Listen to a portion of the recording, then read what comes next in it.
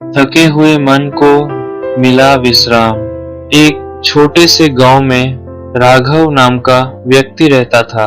वह बहुत परिश्रम करता था।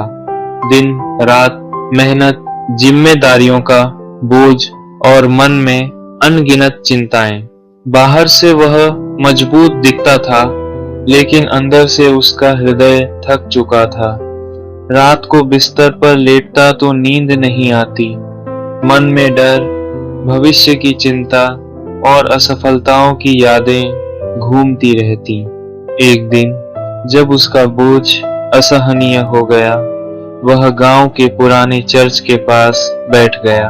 वहां दीवार पर लिखा एक वचन उसकी आंखों में उतर गया। हे सब परिश्रम करने वालों और बोझ से दबे लोगों, मेरे पास आओ, मैं तुम्हें विश्राम दूंगा।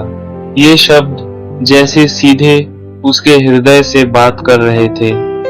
पहली बार उसे लगा कि कोई है जो उसकी थकान को समझता है, जो उसे बिना शर्त बुला रहा है। वह भीतर गया और चुपचाप प्रार्थना करने लगा। उसी शांति में उसे दूसरा वचन याद आया, जो कोई मेरे पास आएगा उसे मैं कभी न निकालूंगा। राघव की आंखों से आंसू बहने लगे। उसे एहसास हुआ कि दुनिया ने भले ही उसे नजरअंदाज किया हो, लेकिन यीशु ने कभी नहीं किया। यीशु उसे ठुकराते नहीं बल्कि अपनाते हैं। उस रात उसने अपने सारे बोझ यीशु के चरणों में रख दिए। उसे यह भी समझ आया कि जीवन का सही मार्ग वही है, क्योंकि यीशु ने कहा है, मार्ग, सत्य और जीवन मैं ही हूँ, बिना मेरे द्वारा कोई पिता के पास नहीं पहुंच सकता। अब राघव अकेला नहीं था। उसके पास एक मार्ग था, एक सत्य था और एक ऐसा जीवन था जो आशा से भरा हुआ था।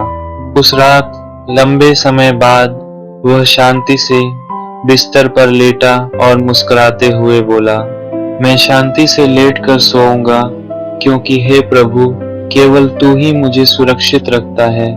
और सचमुच उस रात उसकी नींद गहरी और शांत थी, क्योंकि उसका बोझ अब यीशु ने उठा लिया था।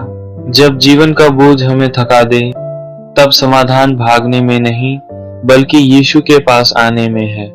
वह हमें ठुकराते नहीं बल्कि विश्राम, शांति और सुरक्षा देते हैं।